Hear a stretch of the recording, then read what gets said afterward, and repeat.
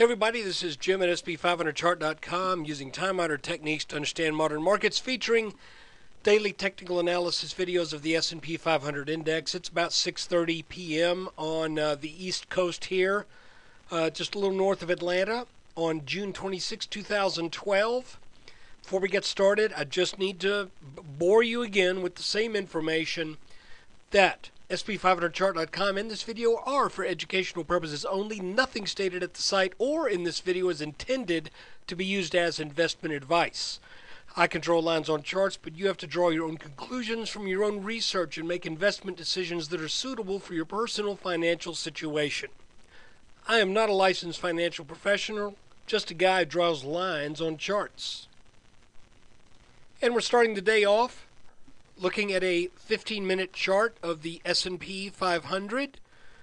15-minute chart means each and every single one of these little candlesticks represents 15 minutes of trading. You can see that that today the markets were up a little bit, not to a great degree, but they did. The S&P at least did get over this little what shall we call it? This little downward channel here that lasted for 1, 2, 3, 4, 5 and a fraction days.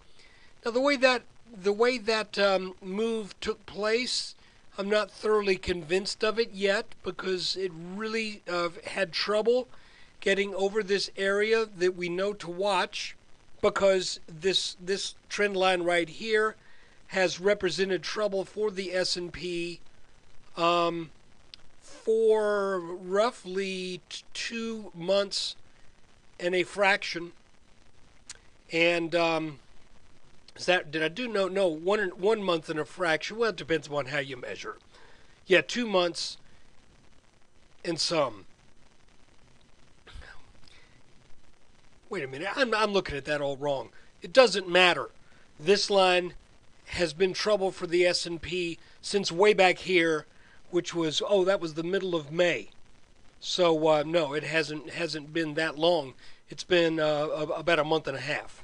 So this line, the touch here, a momentary, I believe, gap up on the 11th that didn't last, brought it back underneath that line. Then we did get above it, only to fall back and not be able to handle that move over that area of resistance at 1335, or handle the staying above this darker purple line right here that is slightly descending. Now, guys, you'll remember this line and this line were both what I would call candidates for a neckline of an inverted head and shoulders pattern. This would be the left shoulder, this would be the head, and this little chunk right here that lasted about 6 days would be the right shoulder.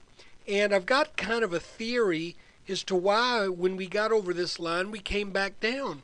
I just don't think there was enough base built underneath the market here to sustain that move. I have a new line on the chart, since we now have 3 peaks that line up pretty nicely. Here, back on the 22nd of May, again on the 29th of May, and then that high that we reached back the 19th. And I also have drawn a new green line from the May 2nd high, and we'll back out just a little bit. You'll see where that comes from. That actually was not as high as we were back here in April and in March, but it is the nearest high that lines up with this right here. So I think this level is of technical significance, and I think this level is of technical significance. So basically what I'm doing is I'm working on the last 2 pretty clear peaks. If we were to go back, for example, to this high right here, then we end up with this which coincidentally does kind of bunch up right around that 1390 area that I've been thinking this pattern points to. So, coincidence? Maybe, maybe not. But it sure seems like there's a lot of intersection of expected resistance right up here, just under 1400. But we got enough lines up there that tell us there's resistance. We don't need one more.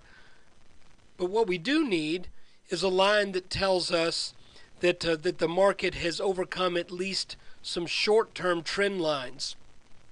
And today it didn't quite do it. Again, if we take a look at what happened today, here's this little channel that I drew yesterday, and it's nice to be over that line, to be sure, but I don't know that that signals anything of great importance because that move over the line was just by a little bit. And so it wouldn't surprise me one bit if we come back down and test this line, test the high 13 teens, the middle 13 teens again, or even come back down and check out this blue line. But so far, it appears as if this right shoulder area that we were in for 1, 2, 3, 4, 5, 6 days, that once we came back down to those levels, it appears that the market wants to give some support down there. So you can see where this was an area of a good bit of congestion. And by the way, that congestion also took place over here on the left shoulder. So all of this means that there are a lot of shares that traded hands right around this area. And once we got up above this, you would expect to find, if not some support in this area, you would expect to find at least some, what's a good way to put it? At least find some congestion again. But let's see if this reverses and if the S&P can make a meaningful move over this dark purple line, which again is a candidate, call it, for the neckline of our inverted head and shoulders pattern that's been a little problematic. Then we have this line up around 1335 that was the original head and shoulders neckline. I would say at this point, if the market can get up over this 1335 and also tackle this green line, then I think it's pretty clear that we will get that move to the 1390s. But, the way this pattern has behaved a little strangely, I'm still looking at it with one eyebrow raised up just a bit. I want to see something of a little bit better than this. And if you didn't look at yesterday's video, look that up, because there's some interesting parallels between the way the market came out of this head and shoulders top and what it's done down here after the breakdown. There's some very interesting parallels to the action that took place when we came out of this head and shoulders top right here. Just to make a long story short, if it is a parallel, obviously this is a larger pattern than this is. If this is a parallel, then where we were yesterday would be right about where the market was back in late November. And where we were at 1263 would potentially correspond to where the market was back in very early October of 2011. Just look at the general shape of what's going on, and I think you'll see what I'm talking about. But that this is not really an established chart pattern per se, but it does bear keeping an eye on to see if we just get a repeat of the same kind of psychology that took place almost a year ago. If we see that same kind of psychology, but just to just not to the same scale, to where this is scaled down a little bit. And you can kind of see, if we look at a 2-day chart here, you can see here's a big inverse head and shoulders right here that took more than 9 months to form. The next time we get an inverted head and shoulders, it takes about 4 months to form. Then the next time we get a little head and shoulders, it takes about 2 months to form, a little bit more than 2 months. And if you look at the head and shoulders tops we've had, this one right here, pretty good size. That took 8 months. This one right here, more like 3+. So it looks like this is all kind of getting scaled down as we start to work our way up. And you know, I'm gonna talk a little bit more. Those of you who followed my videos will know that there are times when we're looking at patterns like rising wedges, descending wedges, and we start to see that there are things of technical significance that take place when we bisect the pattern. So in other words, if you see a pattern and it looks like it might be an ascending wedge or a descending wedge or even a triangle pattern, if you look at it and you say, is this really a triangle? Well, what you can do sometimes is go to where the apex would be, draw yourself a line there, which would be way out in the future on this chart, and then snap it back to about the halfway point where the pattern looks to have started to form. And if you see that line that you snapped in the middle of all of this, if you see that line seems to have technical significance, it almost tells you that the structure of what's going on is based on that pattern, because in terms of psychology, there are often technically significant things that happen along these halfway points. You know, you've heard the old saying, when you look at a flag, a bull flag or a bear flag, a lot of people say, you know, they fly at half-mast. So that's what I'm saying.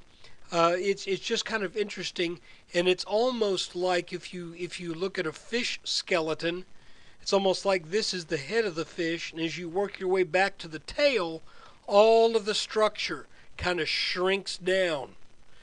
The size of the vertebrae is smaller, the size of the ribs are smaller, the spacing between everything is smaller, and so that is an interesting exercise that might help you try to determine the validity of some pattern that you might be questioning. And I just think it's interesting that as we look at this whole 3.5 years since the market bottom, we've got this thing that looks like it's kind of in a constricting pattern, and we seem to be having some technical significance in these midway points.